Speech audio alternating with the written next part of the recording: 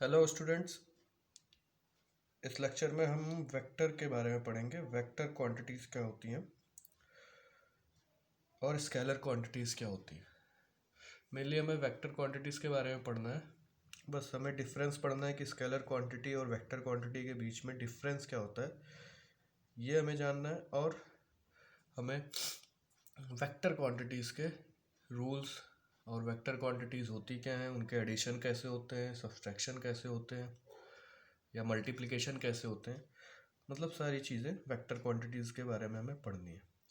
हमने unit and measurement chapter में physical quantity के बारे में पढ़ा था कि हमारे पास फिज़िक्स के लॉज को डिफाइन करने के लिए कुछ फिजिकल क्वांटिटीज़ बनाई गई हैं।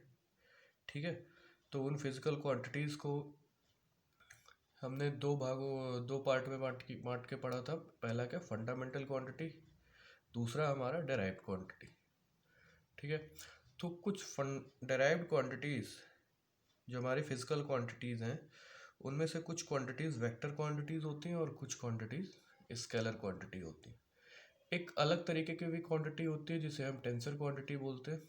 मेन क्या है, मेन बस वेक्टर और स्केलर क्वांटिटीज़ होती हैं। टेंसर क्वांटिटी के कुछ ही एग्जांपल हैं, एक दो, जो कि हम उसको बाद में देख लेंगे। पहले हम बात करते हैं कि वेक्टर और स्केलर क्वांटिटी में डिफरेंस क्या होता है। ठीक है, तो स्केलर क्वांटिटी कौन सी क्वांटिटी होती है? स्केलर, जैसे हम बात करें स्केलर क्वांटिटी, ठीक है, स्केलर क्वांटिटी क्या होती है? जैसे हमारे पास कोई भी फिजिकल क्वांटिटी है, कोई भी हमारे पास फिजिकल क्वांटिटी है, तो उसमें क्या होगा, उस फिजिकल क्वांटिटी में कोई भी फिजिकल क्वांटिटी या तो स्केलर हो सकती है या तो वेक्टर हो सकती है। ठीक है, और स्केलर क्वांटिटी का मतलब यह है कि उसके पास जो स्केलर क्वांटिटी होगी उसके पास दो चीज़ें होंगी। एक तो मैग्नीट्यूड होगा, एक चीज़ क्या है, मैग्नीट्यूड होगी, प्लस दूसरी चीज़ क्या होगी, यूनिट होगी। यूनिट और मैग्नीट्यूड से मिलके जो क्वांटिटी बनती है उसे हम क्या बोलते हैं, स्केलर क्वांटिटी। जो क्वांटिटी, जिन क्वांटिटीज़ में केवल मैग्नीट्यूड और यूनिट हो। फॉर एग्जांपल हम बात करें, फॉर एग्जांपल अगर हम बात करें मास, मास का नाम सबने सुना है। मास क्या हो है, एक, इसको हम लिखते हैं, जैसे मास है किसी भी बॉडी का 4 kg। ठीक है, तो इसमें मैग्नीट्यूड क्या है, मैग्नीट्यूड ऑफ मास क्या कहलाएगा, मैग्नीट्यूड ऑफ मास है इसमें 4। मैग्नीट्यूड ऑफ मास कितना है, 4। ठीक है, यूनिट क्या है, यूनिट है हमारा kg। ठीक है, तो जो ये मास एक ऐसी क्वांटिटी है जिसमें दो ही चीज़ें हैं, एक तो तुम्हें मैग्नीट्यूड दिखाई दे रहा है, दूसरा आपको क्या दिखाई दे रहा है, यूनिट दिखाई दे रही है। ठीक है, कई सारी ऐसे एग्जांपल हैं स्केलर क्वांटिटीज़ के जिसमें यूनिट दिखाई देंगे और मैग्नीट्यूड दिखाई देंगे। ठीक, जैसे हमारे पास एग्जांपल है स्केलर क्वांटिटीज़ के, और सारे भाई कई सारे एग्जांपल हैं। जैसे मास तो है ही है, अभी हमने देख लिया, मास एक ऐसी क्वांटिटी है जिसमें यूनिट और हमारे पास मैग्नीट्यूड होता है। दूसरा हमारा स्पीड, स्पीड भी एक कैसी क्वांटिटी है, स्केलर क्वांटिटी। थर्ड है हमारा डिस्टेंस, डिस्टेंस भी हमारी कैसी क्वांटिटी है, स्केलर। वर्क भी हमारी स्केलर क्वांटिटी। ऐसे बहुत सारी स्केलर क्वांटिटीज़ मिलेंगी जो कि हमें आगे जैसे जैसे हमें फिज़िक्स में सारी क्वांटिटीज़ मिलती जाएंगी, वहाँ पे हम फिर वहाँ पे ये भी चीज़ डिफाइन करेंगे कि ये स्केलर है या वेक्टर है। जैसे कोई भी क्वांटिटी आगे चल के हमें स्पीड के बारे में काइनेमेटिक्स में पढ़ना है अगर, तो स्पीड में हम वहाँ पे ये भी चीज़ डिफाइन करेंगे कि स्पीड स्केलर क्वांटिटी है, वेक्टर क्वांटिटी। तो हमें पहले तो ये पता होना चाहिए कि स्केलर क्वांटिटी क्या होती है और वेक्टर क्वांटिटी क्या होती है, तभी तो हम वहाँ पे ये डिफाइन कर पाएंगे कि स्पीड स्केलर है या वेक्टर है, डिस्टेंस स्केलर है या वेक्टर है। ठीक है, अब इनका स्केलर क्वांटिटी इसका क्या है कि ये, इसको सिंपल रूल जैसे अलजेब्रिक रूल होते हैं मल्टीप्लिकेशन के, सब्सट्रैक्शन के। ठीक है, जैसे स्केलर क्वांटिटी के हम लिख सकते हैं, scalar quantities, scalar quantities can be added, scalar quantities can be added, can be added, ठीक है, सब्सट्रैक्टेड, सब्ट्रैक्टेड और मल्टीप्लाइड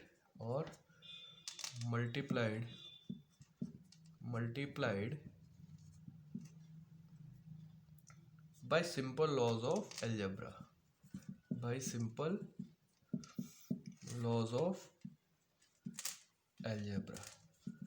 मतलब हम ये कह सकते हैं कि कोई भी अगर दो हमारे पास फिजिकल ये स्केलर क्वांटिटीज़ हैं, सपोज करो कहीं पे स्पीड दे रखी है 4 मीटर पर सेकेंड, कहीं पे स्पीड दे रखी है 6 मीटर पर सेकेंड, तो अगर हमें उन्हें ऐड करना हो तो हम 6 + 4 कर देंगे, 10 मीटर पर सेकेंड आ गया।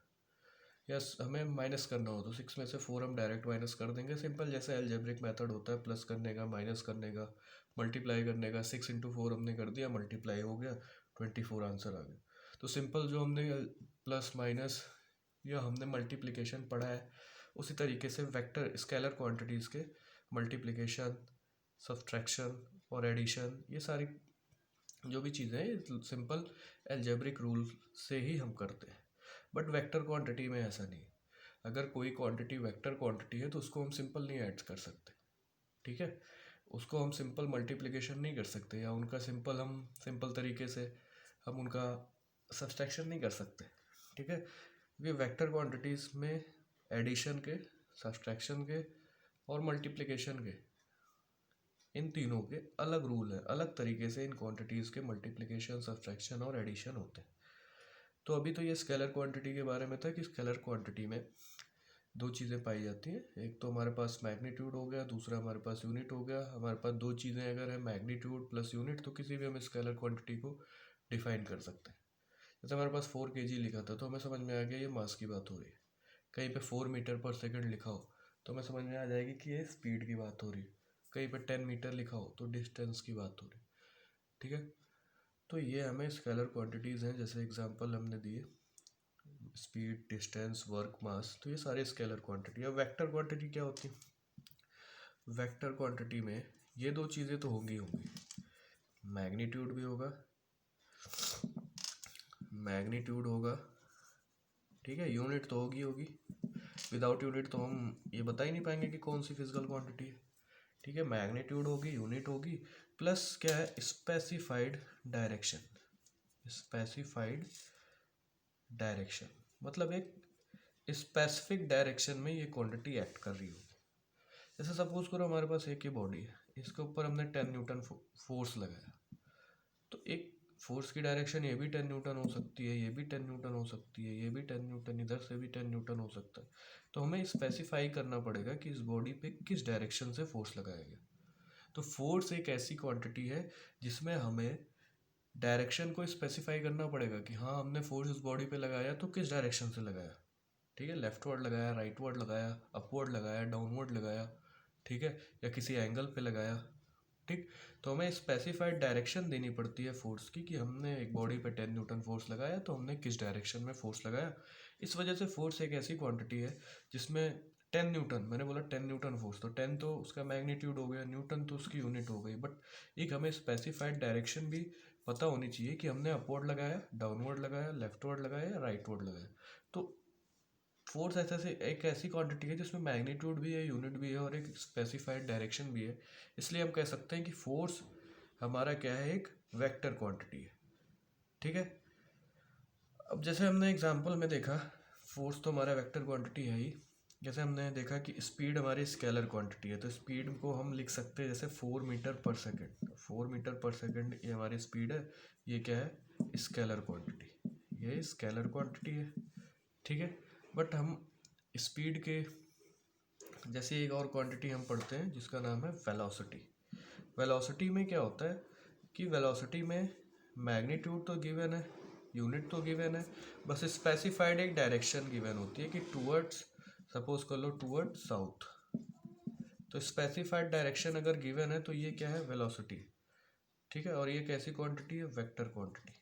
तो हम कह सकते हैं कि वेलोसिटी कैसी क्वांटिटी है हमारी, वेक्टर क्वांटिटी। वेलोसिटी हमारी वेक्टर क्वांटिटी है, डिस्प्लेसमेंट हमारी वेक्टर क्वांटिटी है, फोर्स हमारी वेक्टर क्वांटिटी है। तो ये सारे एग्जांपल हैं जो कि हमारे पास वेक्टर क्वांटिटी के एग्जांपल है, एग्जांपल्स ऑफ वेक्टर क्वांटिटी। जैसे मैं यहाँ पे लिख देता हूँ हमारे पास डिस्प्लेसमेंट और डिस्टेंस में क्या डिफरेंस है, ये हम काइनेमेटिक्स में पढ़ेंगे। डिस्प्लेसमेंट वेलोसिटी, ठीक है, फोर्स, मोमेंटम, डिस्प्लेसमेंट हो गया, वेलोसिटी हो गई, फोर्स है, मोमेंटम है, ये सारी हमारी कैसी क्वांटिटी है, vector quantity. Displacement, velocity, force, momentum, ये हमारी सारी वेक्टर क्वांटिटी के एग्जांपल है। तो ये सारे हमारे क्या है, वेक्टर क्वांटिटीज है। वेक्टर क्वांटिटीज हमें ध्यान रखना है, तीन चीज़ें पाई जाएंगी, मैग्नीट्यूड होगा, यूनिट तो होगी, और साथ ही साथ एक स्पेसिफाइड डायरेक्शन होगा। किसी भी बॉडी की अगर वेलोसिटी हम डिफाइन करते हैं तो उसमें मैग्नीट्यूड तो होता ही है 4 मीटर पर सेकंड, उसका मैग्नीट्यूड तो है 4 मीटर पर सेकंड, उसकी यूनिट तो है, बस एक स्पेसिफाइड डायरेक्शन, जैसे तुमने कह दिया टूवर्ड्स नॉर्थ, एक बॉडी है टूवर्ड्स नॉर्थ 4 मीटर पर सेकंड से चल रही है, इसका मतलब उसकी हमने वेलोसिटी डिफाइन कर दी, ठीक है, हमने उसके वेलोसिटी के बारे में बता दिया, ठीक है।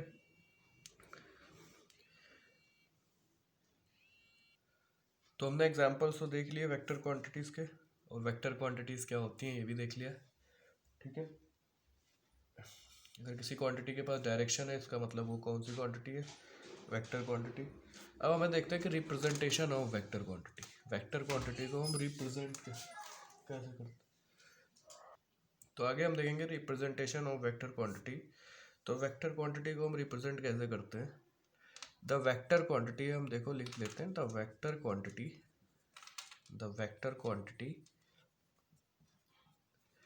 represented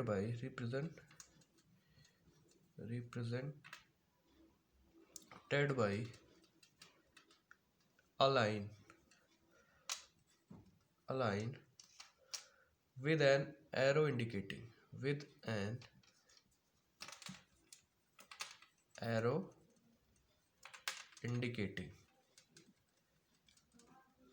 ठीक है। the direction of vector as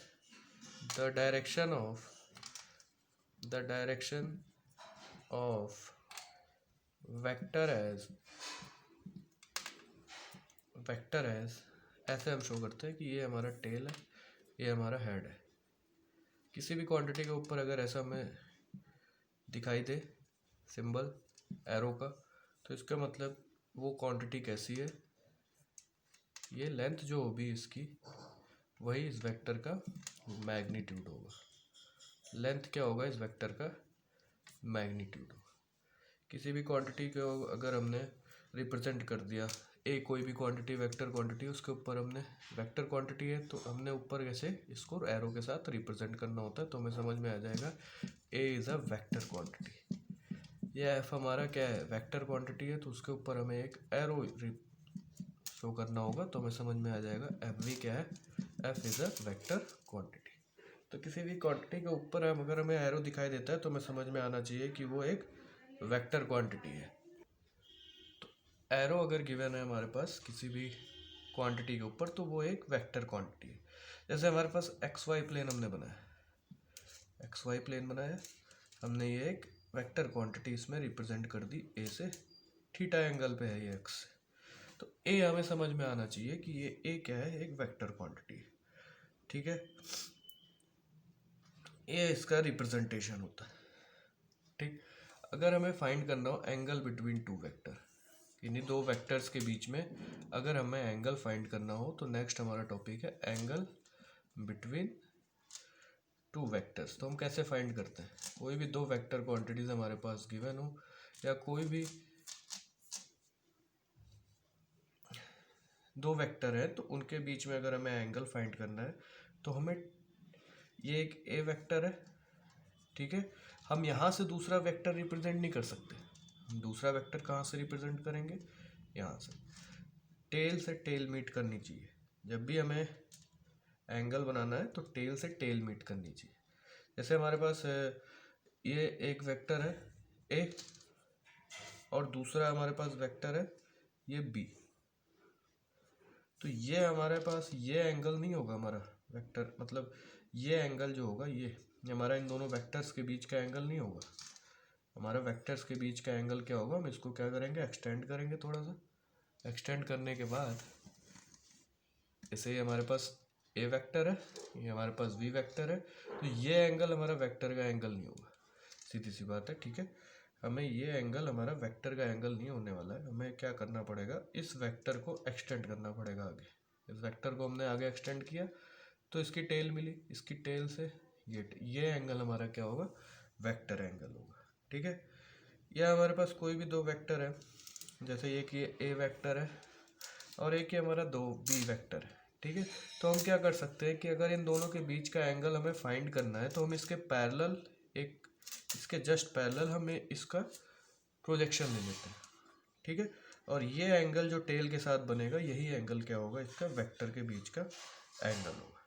ठीक है, तो ये एंगल हमें कैसे फाइंड करना है, इन तीन तरीकों से फाइंड करना है। मतलब टेल से टेल, दो वेक्टर हैं तो उनके टेल से टेल मीट करनी चाहिए, और टेल से टेल के बीच में बनने वाला एंगल ही क्या होगा, हमारे पास दो वेक्टर्स के बीच का एंगल होगा। ठीक है, अब हम बात करते हैं कि कई टाइप्स के हमारे पास वेक्टर होते हैं। तो नेक्स्ट हमारा टॉपिक है टाइप्स ऑफ वेक्टर क्या होते हैं, उनके बारे में हम पढ़ेंगे। नेक्स्ट टॉपिक है हमारा types of vector. Types of vector, कितने टाइप के हमारे पास वेक्टर होते हैं, टाइप्स ऑफ वेक्टर। हमारे पास पहला टाइप है नेगेटिव वेक्टर। नेगेटिव वेक्टर क्या होता है, हमारे पास ये देखना होगा कि negative vector, negative of vector, मतलब इसको हम नेगेटिव वेक्टर भी बोलते हैं, नेगेटिव वेक्टर। ठीक है, नेगेटिव वेक्टर क्या है हमारे पास, हम देखते हैं। It implies vector of same magnitude, हम कह सकते हैं it implies vector of same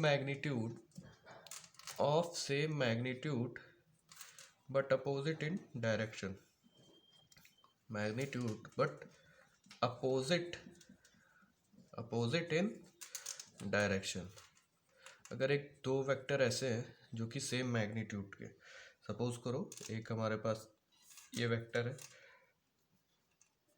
जिसका मैग्नीट्यूड ए है, ठीक है, ये इस डायरेक्शन में, और सेम मैग्नीट्यूड का दूसरा वेक्टर है हमारे पास बट उसकी डायरेक्शन अपोजिट है, तो ये इस वेक्टर का नेगेटिव वेक्टर हुआ, या ये इस वेक्टर का नेगेटिव वेक्टर है। मतलब ये एक दूसरे के क्या है, नेगेटिव वेक्टर। मतलब दो वेक्टर्स के मैग्नीट्यूड अगर सेम हो और डायरेक्शन अपोजिट हो तो उसे नेगेटिव वेक्टर हम बोलते हैं।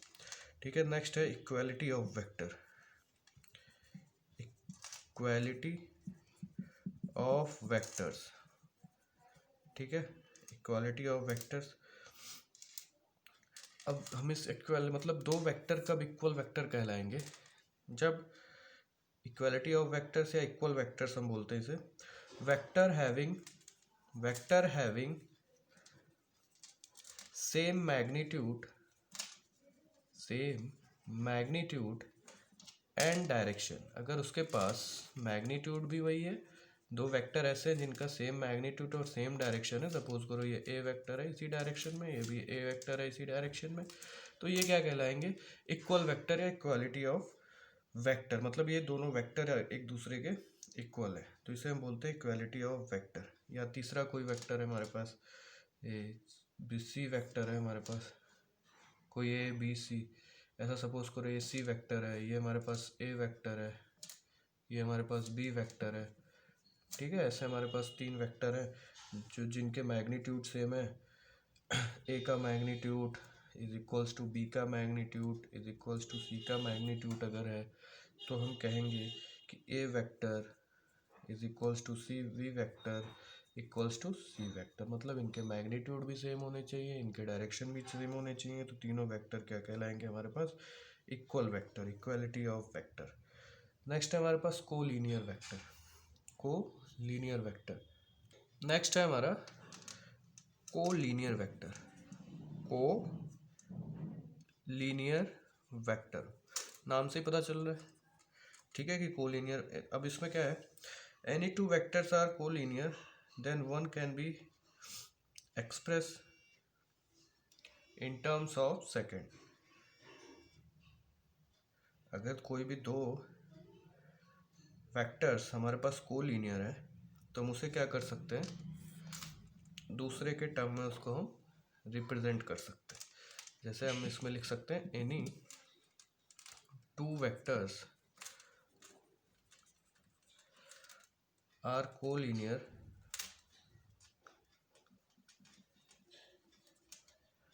then one can be expressed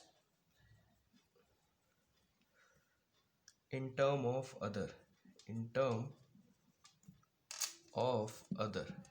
जैसे हमारे पास दो वेक्टर्स हैं ए और बी, ठीक है। तो ए को हम बी के टर्म में, जैसे लैम्डा एक हमारा कांस्टेंट है, तो ए को हम बी के टर्म में क्या कर सकते हैं, रिप्रेजेंट कर सकते हैं। तो लैम्डा हमारा कोई भी कांस्टेंट टर्म हो सकता है। जैसे हमारे पास एक वेक्टर है, सपोज करो उसका मैग्नीट्यूड 2 है, ठीक है। दूसरा वेक्टर है हमारे पास, उसका मैग्नीट्यूड क्या है, 6 है। तो हम अगर ये दोनों कोलिनियर है, ठीक है, तो उन दोनों को मैं ए इक्वल्स टू बी लिख सकता हूँ। बट ए इक्वल्स टू मैं क्या लिखूंगा, लैम्डा की वैल्यू वहाँ पे क्या हो जाएगी, 3। लैम्डा की वैल्यू वहाँ पे क्या हो जाएगी, 3, जो कि एक कांस्टेंट टर्म है। ये हमारा कोलिनियर वेक्टर हो गया। नेक्स्ट है हमारा को इनिशियल वेक्टर। को इनिशियल वेक्टर, को इनिशियल वेक्टर क्या होते हैं, को इनिशियल वेक्टर, इफ टू और more vector start from same point, if two or more vector, if two or more vector, if two or more vector started start from same point, तो हम उसे क्या बोलते हैं, को इनिशियल वेक्टर। मतलब ऐसे कई सारे वेक्टर्स अगर सेम इनिशियल पॉइंट से स्टार्ट होते हैं तो उसे हम कहेंगे को इनिशियल वेक्टर। जैसे ये ए वेक्टर है, ये बी वेक्टर है, ये हमारे पास सी वेक्टर है कोई, ठीक है। तो ये एक ही पॉइंट से अगर स्टार्ट हो रहे हैं, ओरिजिनेट हो रहे हैं, तो इन्हें हम क्या बोलेंगे, को इनिशियल वेक्टर। मतलब जिनका इनिशियल पॉइंट क्या है, तीनों वेक्टर्स के हमारे सेम है, तो वो वेक्टर्स हमारे क्या कहलाते हैं, को इनिशियल वेक्टर। मतलब A B C, A vector, B vector and C vector, A B C are coinitial vector. हम कह सकते हैं ए बी सी तीनों कैसे हैं, को इनिशियल वेक्टर। अब नेक्स्ट है हमारे पास को प्लानर वेक्टर। को प्लानर वेक्टर हमें फिर से नाम से पता चल रहा है कि को प्लानर वेक्टर कौन से होंगे। 3 और more vectors are called coplanar vectors if they lie in same plane. मतलब अगर कई 3 या 3 से ज़्यादा से, मतलब दो, अगर दो वेक्टर हैं तो वो तो को प्लानर होंगे ही, ठीक है। अगर 3 या 3 से ज़्यादा वेक्टर्स लाई करते हैं एक ही प्लेन में, अगर 3 या 3 से ज़्यादा वेक्टर एक ही प्लेन में लाई करते हैं तो उसे हम क्या बोलेंगे, को प्लानर वेक्टर। तो हम लिख सकते हैं को प्लानर वेक्टर में 3 और more vectors are called coplanar vectors if they lie in same plane, if they lie in same plane or are parallel to the same plane. 3 or more vectors are called coplanar vectors if they lie in the same plane or are parallel to the same plane. तो उन्हें हम क्या बोलेंगे, coplanar vector, ठीक है। तो ये कई कई टाइप के वेक्टर्स थे, collinear, coinitial, coplanar, equal vectors, negative vectors, ठीक है। तो ये वेक्टर्स के टाइप्स थे जो कि हमें पढ़ना है। अभी हमें आगे पढ़ना होगा जो कि एक इम्पॉर्टेंट वेक्टर है, वेक्टर का टाइप है यूनिट वेक्टर, जिसके बारे में हम आगे पढ़ेंगे। उसके पहले हम laws of vector addition, subtraction, multiplication के बारे में पढ़ेंगे कि वेक्टर क्वांटिटीज़ के एडिशन, सब्सट्रैक्शन और मल्टीप्लिकेशन किस तरीके से करे जाते हैं। तभी हम आगे इन्हें हम वेक्टर रूल्स कहते हैं, जो कि वेक्टर क्वांटिटी में हम इनको यूज़ करते हैं, क्योंकि इनका मल्टीप्लिकेशन सब्सट्रैक्शन या एडिशन नॉर्मल तरीके से नहीं होता। जैसे हम अलजेब्रिक रूल से हम इसको नहीं कर सकते, इन सब चीज़ों को मल्टीप्लाई या सब्सट्रैक्ट या एडिशन, इनका हम नॉर्मल तरीके से नहीं कर सकते। तो हम इनके लिए कुछ रूल्स डिफाइंड है, उन लॉज को हमें पढ़ना है। Law of addition and subtraction of vector. Next point है हमारा law of addition, law of addition and subtraction, law of addition and subtraction of vector, law of addition and subtraction of vector मतलब इनको add और subtract करने के लिए हम किस तरीके से ऐड और सब्सट्रैक्ट कर सकते हैं। तो पहला है हमारे पास triangle rule of addition. Triangle rule of addition, इसको हम कैसे यूज़ करते हैं। पहला पॉइंट क्या है इसमें कि कीप वेक्टर्स, अगर हमारे पास दो वेक्टर हैं तो उनको कैसे रखना है। Keep vectors tail of one vector, इसमें 3 स्टेप है। Keep vector tail of one vector coincides with head of other, coincides with head of other मतलब दो वेक्टर अगर हमारे पास हैं तो उनको हमें क्या करना है, अगर ऐड करना है ट्रायंगल रूल से तो हमें क्या करना पड़ेगा, एक का टेल दूसरे के हेड के साथ लगा के रखना पड़ेगा। पहले तो हमें हेड टेल उन दोनों के क्या करना है, मीट करा देना है। अब क्या है, join tail of first to head of other, join tail of first to head of the other, ठीक है, by a line with arrow,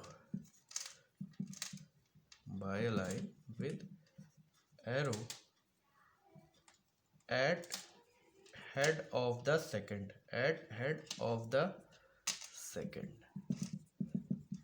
ठीक है।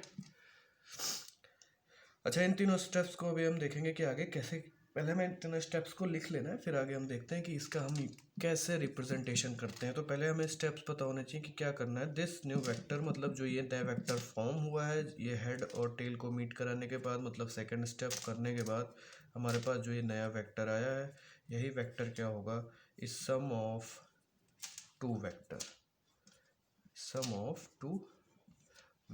मतलब ऐसा है कि अब समझना है, इस वेक्टर को हम कहते हैं रिजल्टेंट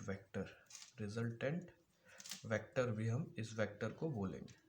तो क्या है कि हमारे पास सपोज करो कि ए बी या ए, हम ए बी बोल देते हैं। ए बी एक हमारे पास वेक्टर है, दूसरा हमारे पास एक ऐसा वेक्टर है सी डी, ये हमारे पास सी डी एक क्या है हमारे पास दूसरा वेक्टर है। अब क्या करना है कि इन दोनों वेक्टर्स को एक का हेड दूसरे के टेल के साथ मीट करा देना है। ये हमने मीट करा दिया, लो, एक का हेड दूसरे के टेल के साथ। ये ए बी हो गया हमारे पास और ये सी डी हो गया। अब क्या करना है कि हमें इसका टेल से इसके हेड को मीट कराना है, और टेल से मीट करना चाहिए और हेड से मीट करना चाहिए। जो ये थर्ड लाइन ऑफ ट्रायंगल बनेगा उसमें हेड से मीट करना चाहिए और टेल से मीट करना चाहिए। तो ये जो लाइन है ट्रायंगल की, ये रिजल्टेंट वेक्टर बताता है, ठीक है, रिजल्टेंट वेक्टर बताता है। ये जैसे हमारे पास ये है रिजल्टेंट वेक्टर, इसका नाम मैं देता हूँ, ये पॉइंट था ए, ये पॉइंट था बी, और ये सी था, ये पॉइंट सी था, इसका ये पॉइंट, और ये पॉइंट डी, ठीक है। तो ये जो ए डी वेक्टर बनेगा हमारे पास, वो ए डी वेक्टर क्या होगा, ए डी वेक्टर जो हमारा होगा वो A D vector is equals to the sum of A B vector plus C D vector.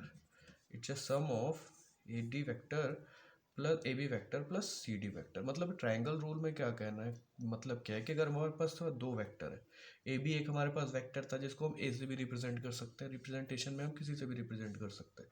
तो ए से हम इसको ए बी वेक्टर हम बोलेंगे। दूसरा हमारे पास सी डी वेक्टर है, तो हमें क्या करना है, इन दोनों वेक्टर्स को ऐसा फॉर्म करना है कि इसका हेड इसके टेल से मीट करे। तो मीट करा दिया हमने हेड और टेल को। अब क्या करना है कि हमें दो साइड तो मिल गई है ट्रायंगल, अब triangle law of triangle rule है, मतलब इसको हमें क्या करना है, दो साइड मिल गई है, तो तीसरे साइड ट्रायंगल का जो हमें ट्रायंगल फॉर्म करना है उसका जो तीसरा साइड होगा वही रिजल्टेंट वेक्टर होगा और वही सम ऑफ दीज टू वेक्टर कहलाएगा, ठीक है। हमें क्या करना है, ए बी वेक्टर और सी डी वेक्टर का हमें इस तरह से रिप्रेजेंट कर देना है, और जो इसका रिजल्टेंट होगा ए डी वेक्टर, वो हमारा क्या कहलाएगा, रिजल्टेंट वेक्टर या sum of these two vectors, ठीक है। तो इसे हम कहते हैं triangle rule of vector addition, जिसमें क्या करना है, पहला पॉइंट देखो, keep vectors tail of one vector coincide with head of other vector. हमने क्या किया, एक ये वेक्टर था, इसका हेड दूसरे वेक्टर के टेल के साथ हमने कोइंसाइड कर दिया। ठीक है, join the tail of first to head of other by a line with arrow head of the second. एक हमने एरो बनाया, ठीक है, हेड को हेड से मीट कराया, टेल को टेल से मीट कराया। ठीक है, this new vector is a sum of the two vectors, मतलब जो ये थर्ड साइड ऑफ ट्रायंगल बना हुआ है यही क्या होगा, इन दोनों वेक्टर का सम कहलाएगा। यहाँ पे मैंने AD से रिप्रेजेंट किया है, तो AD vector is equals to the sum of AB vector plus CD vector. इसे हम बोलते हैं ट्रायंगल रूल ऑफ वेक्टर, मतलब ट्रायंगल का थर्ड साइड जो होगा इन दो वेक्टर से को बनाने के बाद, इन दोनों वेक्टर को हेड टू टेल मीट कराने के बाद जो थर्ड साइड बनेगी ट्रायंगल की, वही इस इन दोनों वेक्टर का सम या रिजल्टेंट वेक्टर कहलाएगा। ये हमारा क्या था, ट्रायंगल रूल ऑफ एडिशन। ये हमारा ट्रायंगल रूल ऑफ एडिशन था। इसी का एक्सटेंशन हमारे पास क्या होता है, polygon rule of addition. Polygon rule of addition या पॉलीगन लॉ ऑफ एडिशन, मतलब कई सारे वेक्टर्स गिवन हो ABCD, तो उनको हम कैसे ऐड करें, इन्हीं ट्रायंगल रूल का ही यूज़ करके हम उसे आगे एक्सटेंड करते हैं। थोड़ा सा ट्रायंगल रूल का एक्सटेंशन है polygon rule of vector addition, तो हम उसे देखते हैं अब आगे, polygon rule of vector addition. Next हमारा है कि polygon law of addition. Polygon law of addition मतलब हमें समझ में आ रहा है नाम से कि पॉलीगन लॉ मतलब कई सारे वेक्टर्स होंगे, उनको क्या करना है, ऐड करना है। ठीक है, अभी हमने क्या किया था, ट्रायंगल लॉ ऑफ एडिशन में हमने टू वेक्टर्स मतलब दो वेक्टर्स को हम ट्रायंगल लॉ के यूज से ऐड कर सकते हैं। अगर दो से ज़्यादा वेक्टर्स हो गए तो हम कैसे यूज़ करेंगे, दो से ज़्यादा वेक्टर्स हैं तो यही ट्रायंगल लॉ ही हम यूज़ करते हैं, बस इसको हम थोड़ा सा एक्सटेंड कर देते हैं। जैसे हमारे पास है ये A वेक्टर है, सपोज करो ये A वेक्टर है, ठीक है, ये हमारे पास B वेक्टर है गिवन है, कोई हमारे पास C वेक्टर गिवन है, ठीक है, कोई हमारे पास D वेक्टर गिवन है, कोई ऐसे वेक्टर्स गिवन है। अब हम चाहते हैं चारों वेक्टर्स को ऐड करना, तो हम क्या करेंगे, A वेक्टर ये है हमारे पास, B वेक्टर हमने क्या कर दिया, इसके साथ ये लाइन में हमने लगा दिया। ठीक है, A वेक्टर B वेक्टर। अब इन दोनों का एडिशन क्या होगा, ये A प्लस B इन दोनों का एडिशन हो जाएगा, जो कि हमारे पास ये किसके अकॉर्डिंग होगा, ये एडिशन होगा triangle rule of vector addition के अकॉर्डिंग। A प्लस B हम लिख सकते हैं। अब C वेक्टर को हमने यहाँ पर रिप्रेजेंट कर दिया। अब C वेक्टर है तो इसको यहाँ से फिर से हमने इसको क्या कर दिया, इन दोनों को हमने ट्रायंगल का दो पार्ट मान लिया, दो लाइन मान ली, इन दोनों को हमने ट्रायंगल की दो लाइन मान ली, और ये जो थर्ड लाइन होगी वो क्या हो जाएगी, A plus B plus C हो जाएगी। ठीक है, ऐसे ही हमारे पास ये थर्ड वेक्टर है, हमारे सपोज करो ये D वेक्टर है, तो D वेक्टर के लिए क्या हो गया, ये लाइन और ये लाइन ट्रायंगल की दो साइड लाइन हो गई, और ये जो थर्ड हो जाएगी ये क्या हो जाएगी, A plus B plus C plus D, ये चार वेक्टर का एडिशन हो गया। मतलब हमने क्या किया, एक्सटेंशन ऑफ ट्रायंगल लॉ ही है। मतलब इन दोनों को पहले हमने ट्रायंगल लॉ यूज़ किया, इन दोनों पे हमने ट्रायंगल लॉ यूज़ करते हुए इस थर्ड साइड को हमने ट्रायंगल लॉ यूज़ करके इनका सम निकाल दिया, फिर थर्ड के साथ इसको लिया, थर्ड जो ये साइड है ये, और C वेक्टर को लिया, इन दोनों पे फिर ट्रायंगल रूल लगा दिया, तो ये हमारे पास A plus B plus C बन गया। फिर इस लाइन पे हमने D को लिया और D के साथ हमने ट्रायंगल रूल फिर से लगा दिया, तो A plus C plus D, ये हमारे पास इनका सम आ गया। तो ये हमारे पास है polygon law of vector additions, जिसमें हमारे पास कई सारे वेक्टर्स हों, तो हम ट्रायंगल लॉ के एक्सटेंशन से ही हम इसे क्या कर सकते हैं, ऐड कर सकते हैं। ठीक है, तो इसे हम बोलते हैं polygon law of addition for vector quantities. ठीक है, वेक्टर क्वांटिटीज़ के लिए हम इसे यूज़ करते हैं। नेक्स्ट है हमारे पास parallelogram law of addition. Next है हमारे पास parallelogram law of vector addition, और उसके बाद हम वेक्टर सब्सट्रैक्शन के बारे में पढ़ेंगे कि वेक्टर को सब्सट्रैक्ट करने के लिए कौन सा लॉ दिया गया हमारे पास, और आगे मल्टीप्लिकेशन के बारे में पढ़ेंगे। ठीक है, तो इस लेक्चर में अभी हम यहाँ तक ही करेंगे polygon law of vector addition, और नेक्स्ट लेक्चर में हम स्टार्ट करेंगे parallelogram law of vector addition से। Thank you.